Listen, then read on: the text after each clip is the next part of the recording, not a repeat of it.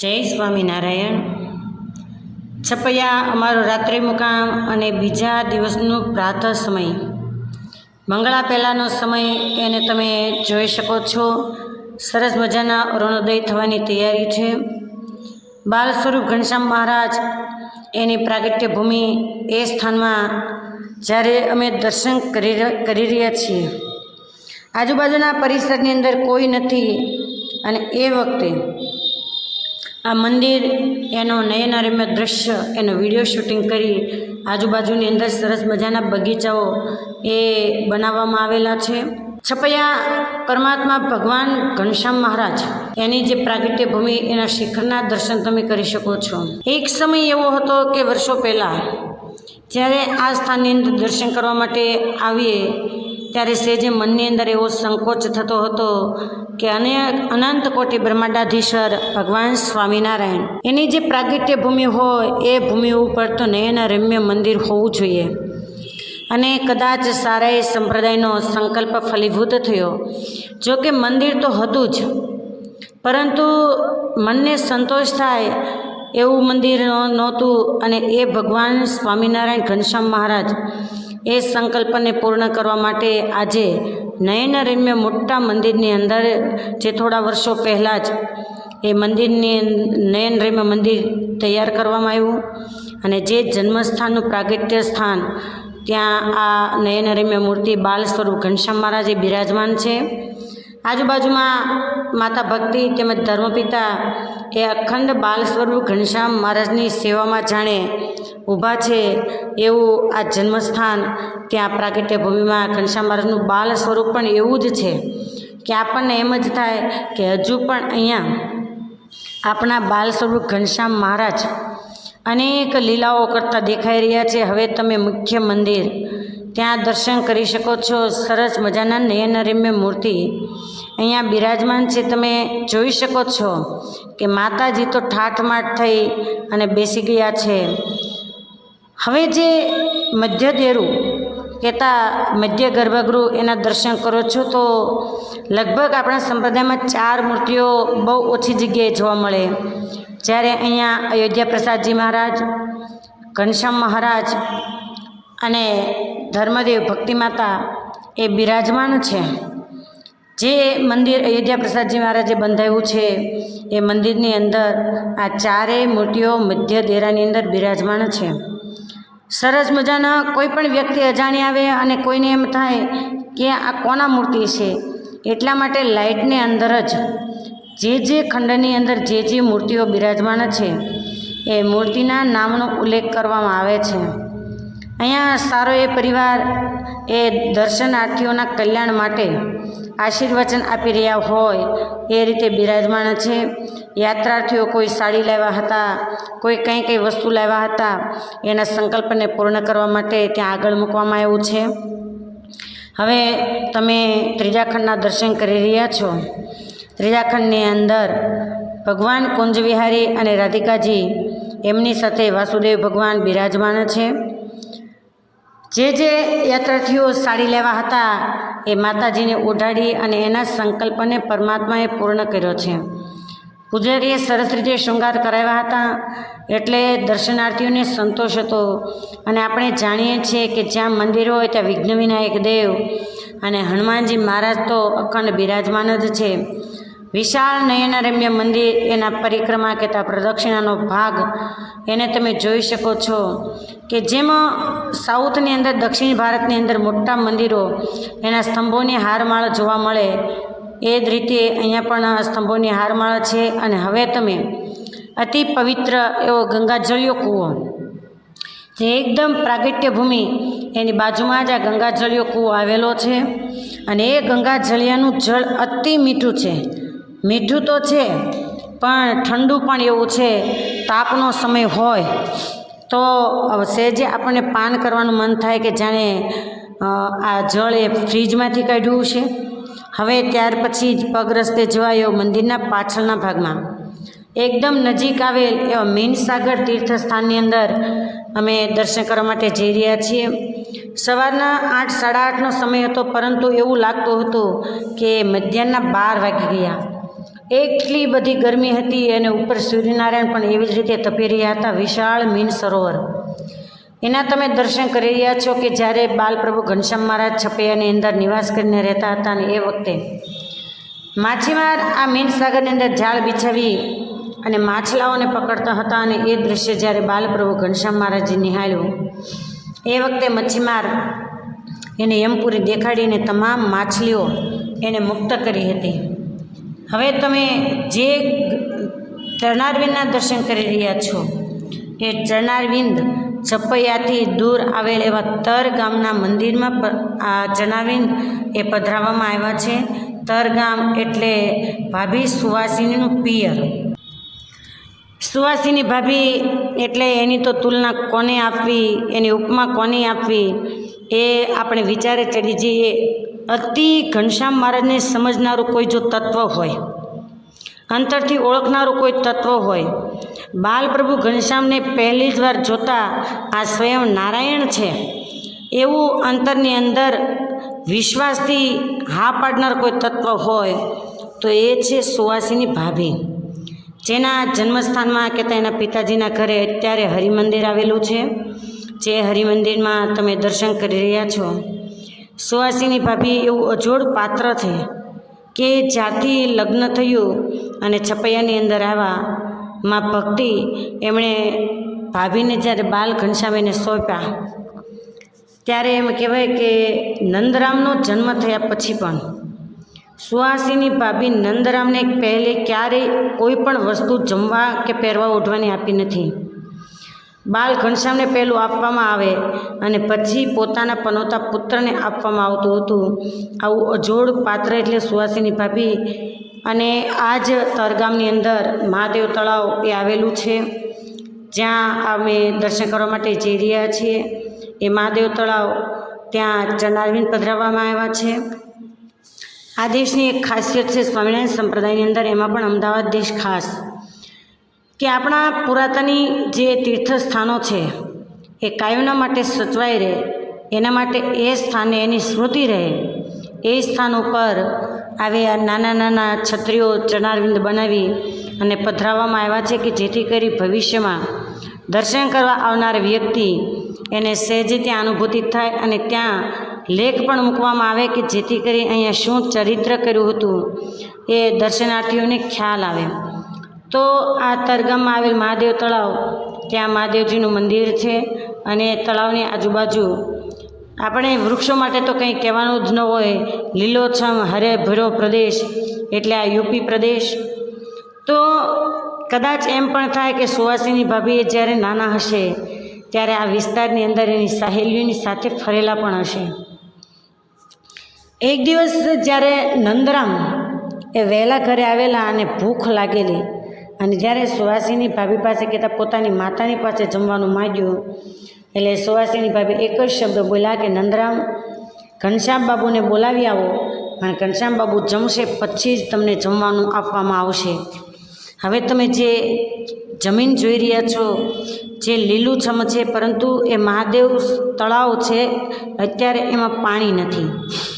એ તળાવના તમે દર્શન કરો છો. ત્યાર પછી તરગામમાં આવેલ ત્રિકોણીયું ખેતર એના દર્શન કરી રહ્યા છો કે બાલ સ્વરૂપ ઘનશ્યામ મહારાજ સુવાસિની ભાભી જ્યારે જ્યારે પિયર આવતા હતા તો ભાભીમાં એટલો ગાઢ પ્રેમ હોવાથી ભાભીની સાથે ઘનશ્યામ મહારાજ આવતા હતા. તમે જુઓ જાણે સુવાસિની ભાભી નાના હશે ત્યારે આ માનકુવાની બાલિકા યાજ્ઞી એના જેવા જ હશે, એમ આ બાલિકા પણ એકદમ તીર્થસ્થાનોના દર્શન કરી અને આનંદ અનુભવી રહી છે.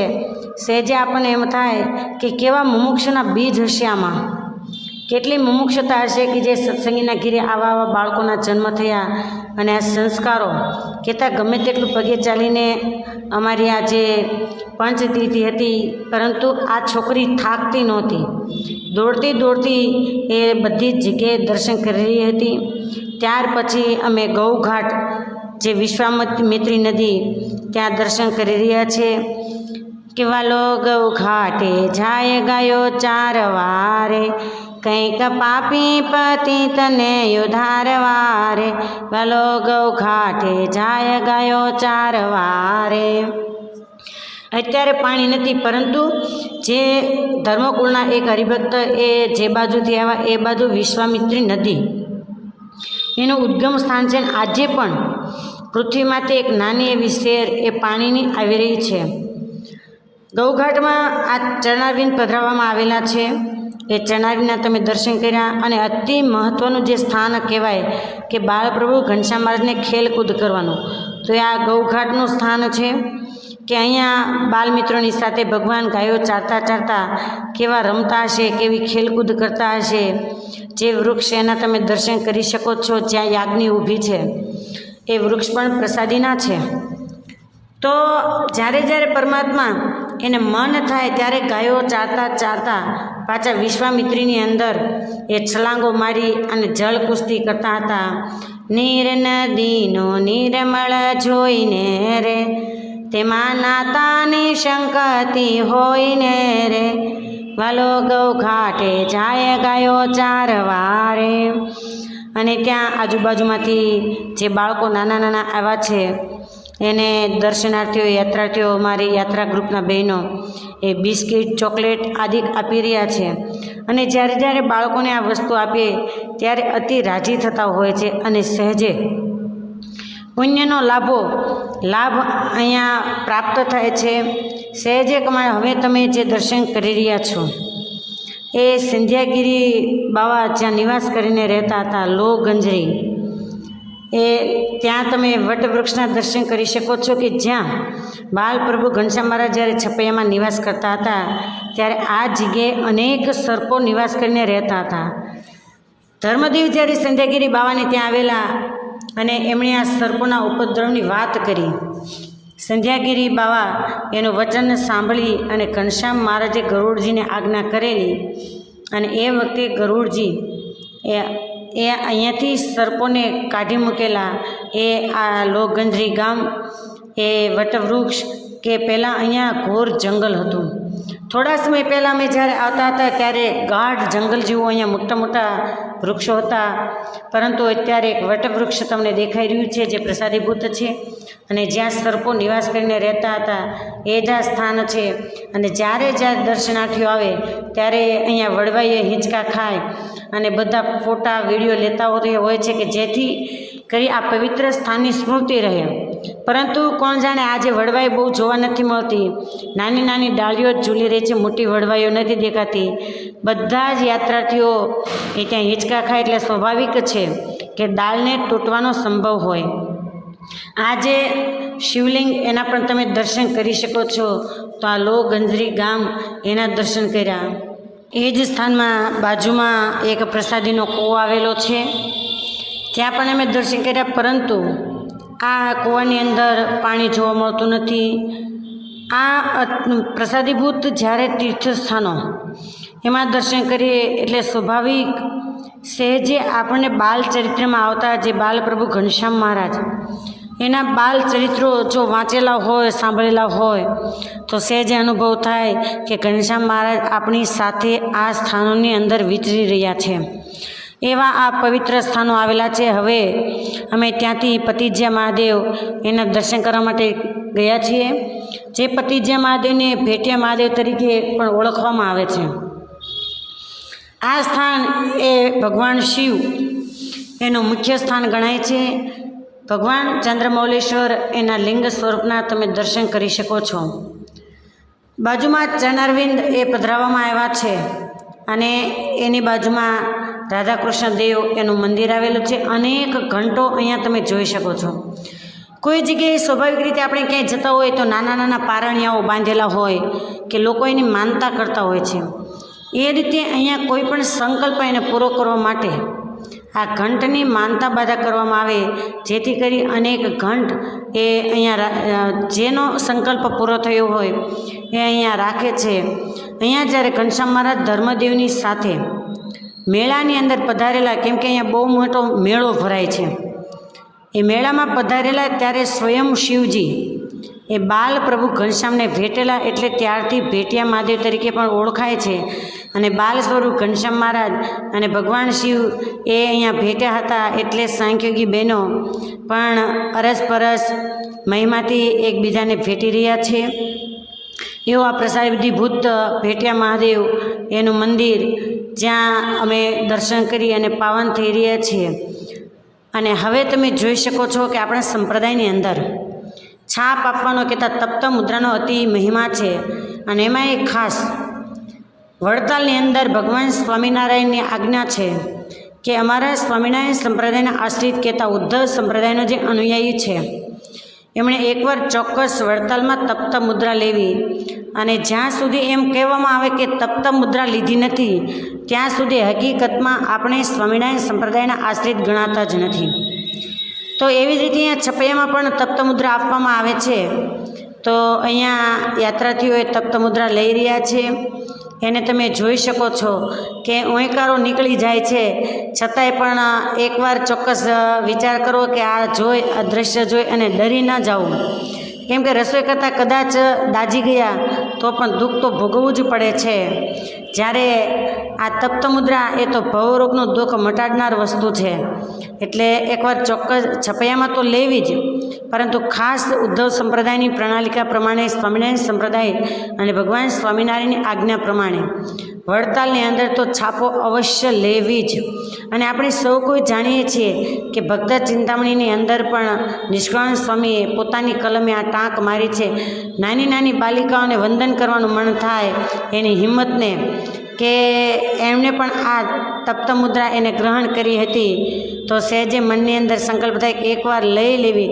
રડતા રડતા પણ બધાએ લીધી, અને પછી બધા આવીને એવું કહેતા હતા કે હવે તમે રાજીને અમે તપ્ત મુદ્રા લીધી છે. તો ત્યાર પછી અમે શ્રવણ તલાવડી ત્યાં દર્શન કરવા માટે ગયા હતા. તમે શ્રવણ તલાવડી એના શિખરના મંદિરના શિખરના દર્શન કરી રહ્યા છો કે જે શ્રવણ તલાવડી શ્રવણના નામથી તો કોઈ અજાણ નથી. અને દશરથ મહારાજાએ જે અજાણતા બાણ મારેલું અને શ્રવણ એનું મૃત્યુ થયેલું એ જ આ શ્રવણ તલાવડીનો કિનારો છે. શ્રવણ પોતાના માતા પિતાને યાત્રા કરાવી રહ્યો છે. એ દૃશ્ય તમે નિહાળી શકો છો. અને ઘનશ્યામ મહારાજ અહીંયા મેળાની અંદર પધારેલા, અને તે કેટલાય અંધ લોકો બેઠા હતા.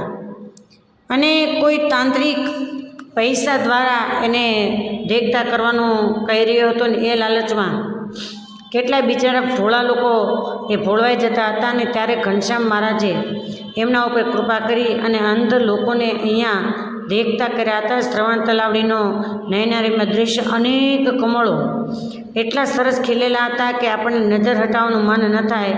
અને બીજા નંબરમાં કે બરાબર ગંગા દશેરાનો દિવસો હતા, એટલે તમામ તીર્થસ્થાનોની અંદર દર્શનાર્થીઓને આનંદથી સ્નાન કરવાનો અનેરો લાભ મળ્યો હતો. તો એવો આ શ્રવણ તલાવડીનો કિનારો, તમને અહીંયા કિનારો પર કચરો જોવા મળે છે, પરંતુ કમળોથી છવાયેલું આ સરોવર હતું. એટલે સરોવરના કમળ, એના પત્તાઓ અને નાના નાના એવા પત્તાઓ એ જળની ઉપર છવાયેલા છે, પરંતુ જળ એકદમ નિર્મળ છે. તો એવું આ તીર્થસ્થાન તો રામસાગર, ભૂતિયો કૂવો, કલ્યાણ સાગર આદિક સ્થાનોની અંદર અમે ફર્યા હતા, પર જીરાભારી તળાવ. પરંતુ જ્યારે રાત્રિનો સમય થઈ ગયો હતો એટલે તમામ તીર્થસ્થાનો એના અમે દર્શન કરાવી શક્યા નથી. આ શ્રવણ તલાવડી એના નયનરમ્ય કમળ એને તમે જોઈ શકો છો કે આખું સરોવર એ કમળોથી છવાયેલું છે. આજુબાજુનો કિનારો એને પણ તમે જોઈ શકો છો. ને ત્યાર પછી અમે એકદમ અયોધ્યાથી નજીક એવો મખોડા ઘાટ, ત્યાં દર્શન કરવા માટે જઈ રહ્યા છીએ. જે રામ લક્ષ્મણ જાનકીના મૂર્તિની સાથે બાજુમાં માતાજીના મૂર્તિ છે, અને ભગવાન બાલ સ્વરૂપ ઘનશ્યામ મહારાજ એમણે ચૂંદડી અને શ્રીફળ ચડાવેલું અનેક બંદરો અહીંયા જોવા મળે છે. મખ કહેતા યજ્ઞ, જ્યાં દશરથ મહારાજે પુત્ર પ્રાપ્તિષ્ઠિત યજ્ઞ કર્યો હતો, અને ભગવાન રઘુરાય એનું પ્રાગટ્ય અયોધ્યાની અંદર થયું હતું. તો એવો આ મનોરમા નદીનો કિનારો, જે નદીના તમે દર્શન કરી રહ્યા છો એ મનોરમા નદી છે. ગંગા દશેરાનો સમય હતો. તમામ યાત્રાર્થીઓ સંકલ્પ કર્યા બાદ એ અહીંયા સ્નાન કર્યું હતું, અને સવારનો સૂર્યોદયનો સમય હતો. તો આ જ મખોડા ઘાટ, એ જગ્યાએ બાલ સ્વરૂપ ઘનશ્યામ મહારાજ એમણે સોનાની તોપ ચડાવી હતી, જે સામા કિનારે એના ચડાવીને પધરાવવામાં આવેલા છે. તમે જે શિવલિંગ એના દર્શન કરી રહ્યા છો. ત્યાં દેવી પાર્વતીના મૂર્તિ હતા, જે અત્યારે રામ લક્ષ્મણ જાનકી એ મંદિરની અંદર એ મૂર્તિ સાચવવામાં આવ્યા છે. હવે તમે જે ચરણાવીરના દર્શન કરી રહ્યા છો એ ચરણાવીરની જગ્યાએ જ બાલ સ્વરૂપ ઘનશ્યામ મહારાજ એમણે અહીંયા તોપ ચડાવી હતી. યાત્રાર્થીઓ એ ચરણાવીરની પ્રદક્ષિણા કરી અને જે વૃક્ષ છે વટવૃક્ષ એના તમે દર્શન કરી રહ્યા છો. એ વટવૃક્ષ એ પ્રસાદીનું છે. ગાડાની અંદર બાલ સ્વરૂપ ઘનશ્યામ મહારાજ તોપ ચડાવી હતી. પહેલાં તો અહીંયા એવું દ્રશ્ય હતું કે તોપ દોરેલી હતી,